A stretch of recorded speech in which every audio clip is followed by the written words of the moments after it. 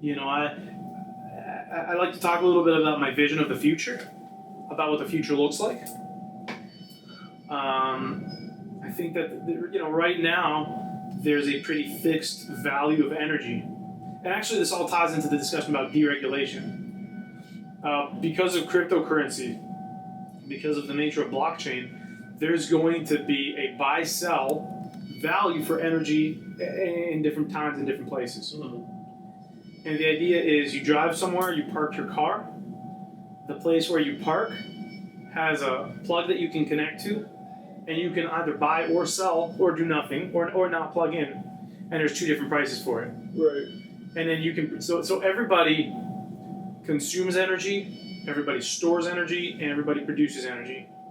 And how they buy and sell energy changes. Right. So this is an exciting future that Tesla talks about, where there's self-driving cars that are electric cars. Right. So imagine right now how cheap an Uber is. And that requires a human being. Right. And it requires gas. And that requires maintenance on a vehicle. Right. Electric vehicles require very, very, very little maintenance. Very little maintenance. Yeah. The tires, windshield wiper fluid, the brakes, and I say the brakes with some reservation because realistically, if you drive an electric car in a certain way, Right. you could get away with not even touching the brake because of regenerative braking. Right. So the idea of a car being able to drive itself from abundant cheap energy because it just Right. parks itself under a solar canopy Right. and there's an automatic robotic mechanism that attaches to the car and recharges it. You know, the value of fuel goes down to almost zero. Right. And the cost of a ride for a person goes down to almost zero. Right. And so, on top of that, once you have a bunch of self-driving electric vehicles on a road that are actually talking to themselves or to each other, Right. that have what's called a hive mind mentality, Right. they all know where they are. Imagine if we can take lower accidents down by 99.99%. Right.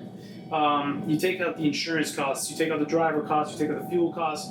Getting from A to B becomes so cheap, and now you solve parking problems. Right. Because nowadays we drive our cars for a very small percentage of the time of our day. Right. The rest of the time it just sits there. Right. We have this idea of ownership. Right. But if a car is in constant utilization, that does away with massive parking lots. Right. And somebody might say, why would anybody in the world want this? People love having ownership of a vehicle. Right. And that may be true.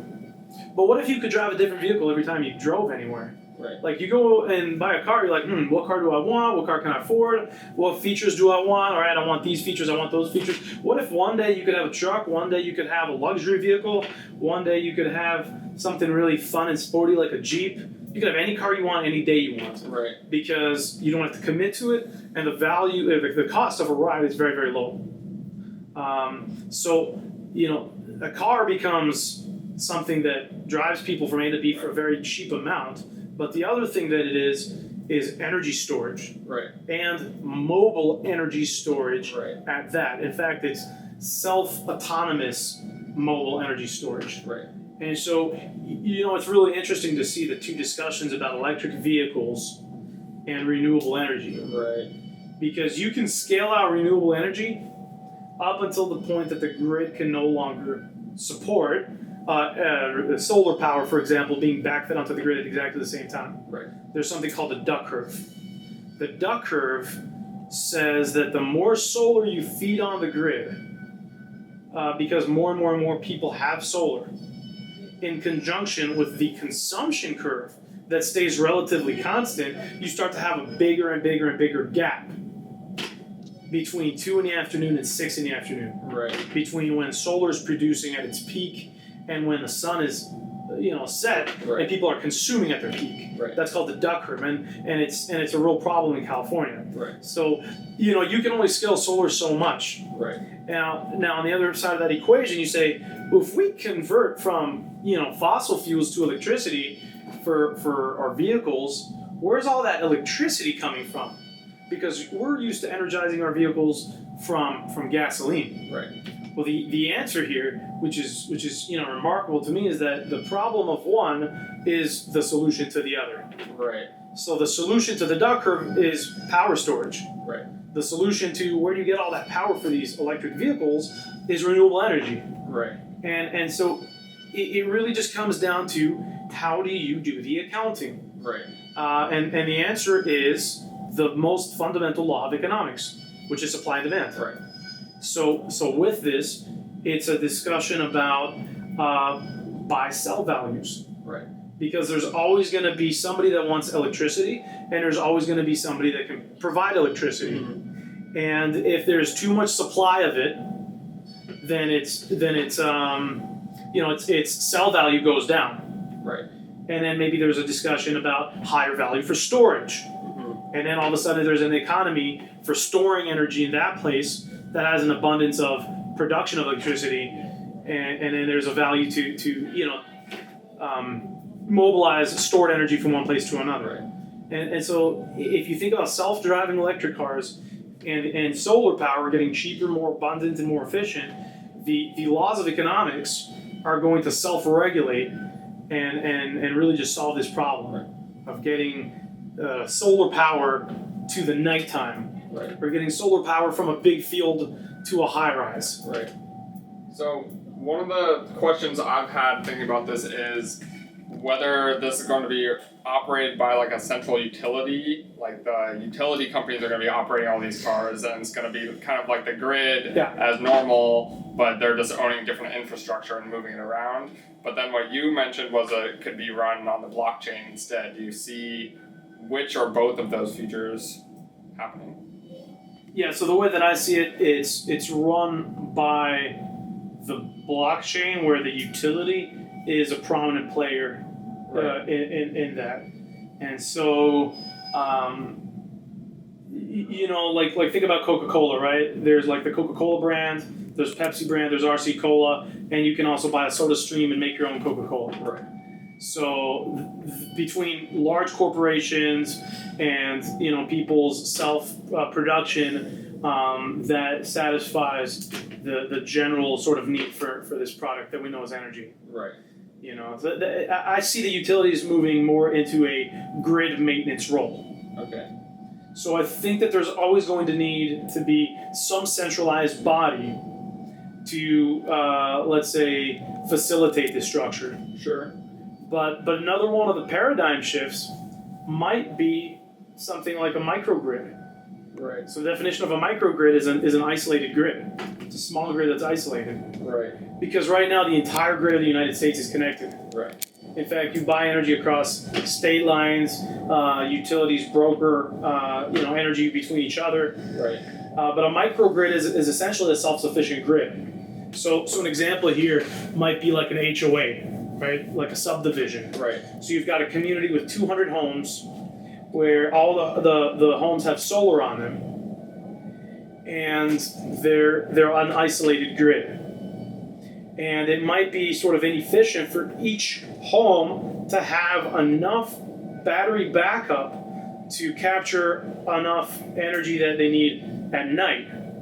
And so maybe there's a shared battery, and maybe each house has a 10 kilowatt solar system on their roof. And in addition to each house having their own 10 kilowatt solar system, there's, let's say, like a 1 megawatt solar farm for everybody to use as needed. Right. And then homes buy and sell energy with the sort of HOA, the governing body. Right. So the way I see it, there's always going to be a governing body that sort of fills in the gaps and, let's say, maintains a grid. And then there's always going to be individuals that are buying, selling kilowatt hours and the ability to transport energy. Right. In other words, the delta between buy-sell, between this location and that location, is going to afford the economics for storage and transportation of stored energy. Do you think this is how the grid is, or how the utility companies are envisioning this playing out as well? Just because their interests might be different doesn't mean that they don't necessarily see where the world is going. Right. I think that the age of utilities trying to sort of fight solar, just shut it down at a political level, I think that age is behind us. You know, we saw Amendment 1 in Florida a couple of years ago. We saw what happened in Nevada a couple of years ago. The truth is, it's something that people want. And there's only so much that utilities can go against the will of people. I mean, FPL has the Solar Now program where their customers can opt to buy solar from FPL, and that makes sense if let's say a homeowner lives in a condominium and they can't put solar on, they can actually buy solar, but from FPL. Right. Which is FPL's accounting mechanism for saying, hey, we have solar farms and a homeowner wants to buy those kilowatt hours from our solar farm. Right. But I think utility would be very smart to see the future, see what's inevitable, see what's happening in the world, and essentially position themselves to account for that and to accommodate that. So one example of that is a virtual power plant. So storage is very expensive, right? If you're a homeowner, the only benefit that you have for storage in Florida is to have backup in the event of a hurricane outage. Right. Well, that function in and of itself might be too expensive to justify buying storage. Right.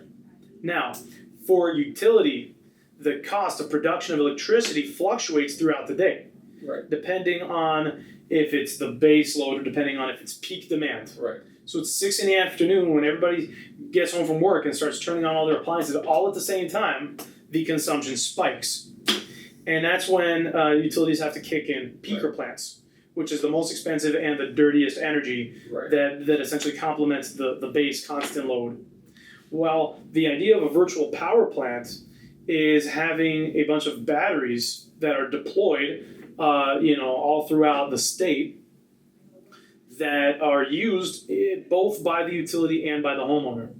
The utility can tap into that battery instead of burning coal at a peaker plant to feed the grid, or even that homeowner in particular. And the homeowner benefits from having that battery to use once every 3 years when there's an outage. Right. So I believe that there is definitely a symbiosis, a room for a symbiotic relationship between utilities and homeowners to usher in this new era. Right. And the first example is battery backup. Right. That a homeowner can use in an outage and a utility can use to offset peaks. The price of a Tesla Model 3 is the exact same price as that same amount of storage in power walls installed. But if you think about it, it's like buy that amount of storage and get, for no additional cost, nice plush interior, and the ability to drive around different places. So really this begs the question, why can't we use our electric cars for battery backup for our homes? And that sort of movement is known as V2G, or vehicle to grid. And what that's about is having the ability to not need battery backup for your home because you already have it sitting in your driveway. Right. So you could plug in your car, and instead of your house charging your car backing up your house in the event of an outage. I think that this is very much within reach of car companies. I think actually Nissan is leading the way on this. Right. The reason that we aren't seeing it already is because these are the early days of electric vehicles. And electric vehicles have to prove to the world that they're better than internal combustion engines vehicles. And so the best way to do that is to just compare them apples to apples. Treat a vehicle like a vehicle. Right. It diminishes from the battery's longevity if you're going to start charging and discharging for a secondary purpose other than transportation. Right. And so I think this is going to be the future, but the first company to do it is at a disadvantage compared to ICE cars or to other electric vehicles, because their batteries are going to be experiencing more wear and tear than just getting from A to B, than just transportation. I always like to tell people, if you go to the airport in arrivals, and usually there's like this huge bridge under where people, pick you up from the airport. And so there's like 3 or 4 lanes of cars, and it's constantly there, and people are sitting there idling. That's one of the sort of smoggiest places, right? That's the places where the most exhaust. And you're there, and it's like, you just want out. Right. You just want out. You just want to be picked up and take me away from this arrivals place that has these 4 lanes of cars constantly in a closed place without a lot of ventilation. Well, that's what we're doing to our planet. Right. That's just a place where you can actually get a sense of it. Or if you've ever jogged on a street and like a truck rolls by and you get a whiff of that diesel, it's just, we're doing that continuously. Right. I think once you drive an electric car and it's so quiet and you see that there's no exhaust pipe, you get a certain feeling of like, this is nice. I'm not dumping crap into the air. Right. For my needs of getting from A to B.